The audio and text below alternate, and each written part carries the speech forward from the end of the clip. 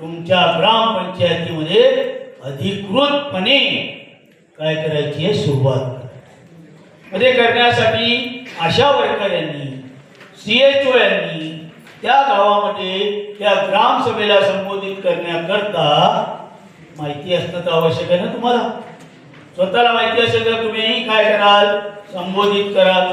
तुम्हाला माहीतच नाही तर काय सांगाल तुम्ही तिथे.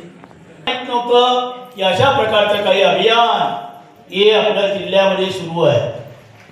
जेव्हा जिल्हाधिकारी साहेब आणि मी जवळजवळ 70 ते 75 गावांना भेटी दिल्या आणि या अभियानाची जागृती करायला सुरुवात केली. मग मुख्यमंत्री समृद्ध पंचायत राज अभियान असेल किंवा तुमचं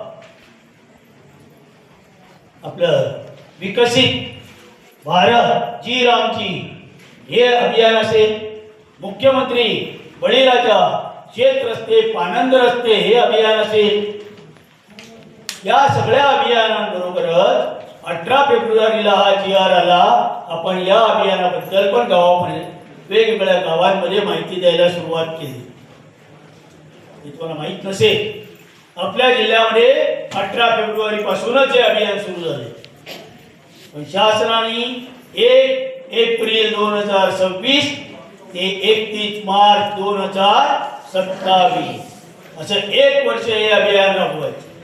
मग मुख्यमंत्री समृद्ध पंचायत राज अभियानमध्ये आपण आयुष्यमान भारत याचा पण काय घेतो, तो आढावा घेतो. बरोबर आहे. मग आयुष्यमान भारत कार्ड तुम्ही करताय ना काम, याच्यावर नाही करत, करताय. वय वंदना कार्ड वाटप करतायत की नाही, करताय. म्हणजे पंचायत राज अभियानमध्ये जे आरोग्याचे घटक आहेत ते सगळे घटक माझं गाव आरोग्य संपन्न गावामध्ये घेतलेले आहे, वेगळं नाही आहे.